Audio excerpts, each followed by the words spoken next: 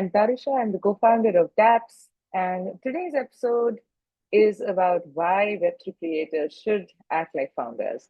So if you're a creator in Web3, you're not just making content, you're building a startup. The sooner you think like a founder, the sooner you will start winning. So in Web3, being a creator isn't about posting and hoping for likes. It's about building something that has users, revenue, and a loyal community. Sounds familiar? That's because you've been basically running a mini startup. That's why acting like a founder changes everything. See, you already have a product. It's you and your work. On dApps, your community is your product. Just like the startup founder needs to understand their product market fit, you need to figure out the audience content fit. Who's your ideal community member? Why do they keep coming back to you? What kind of content would they like? You do need a growth strategy, not just random posting. Founders don't rely on luck, they use loops: acquisition, engagement, retention. In your case, that means bringing in new members through collabs and referrals, keeping them engaged with regular content and interaction, rewarding them for contributing and sharing.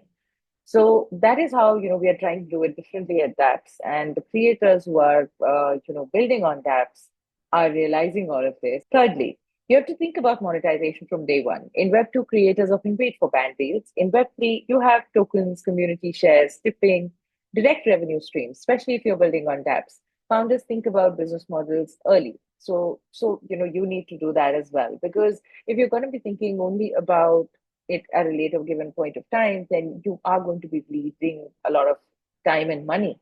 So there needs to be a strategy. There needs to be a monetization strategy as well from day one. Fourth, you need to track your metrics, right?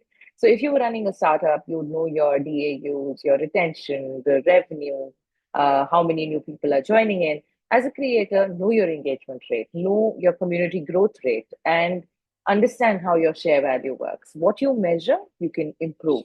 Always remember that. Fifth, you're building for the long term, right? So founders who are not building for the long term, they don't really sustain and they don't really survive. Founders don't burn out after a viral moment. They build systems and teams, basically something that is scalable as well as sustainable. As a creator, create content that compounds, guides, series, and evergreen discussions that keep working for you months later. And it creates like a flywheel of content.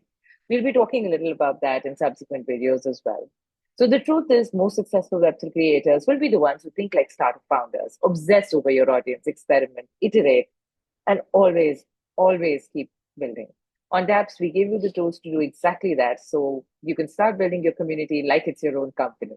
Drop a comment below if you are ready to start thinking like a founder while you're a creator in Web3. And if you are building in Web3, come join us on dApps. So this is what I had today for today's Founder Series episode. These are my insights of being on both sides of the coin. I've been a founder, I've been a creator, and I do think all creators are ultimately founders of their own mini startup. And yeah, you should really act accordingly. So with these insights, I'd like to sign off. Thank you so much for tuning in. Do join me for the next episode. We'll be talking a lot more about how to really grow your community and implement growth hacks that will help in skyrocketing your community as well as your share/token price of the community. Here is Tarisha signing off.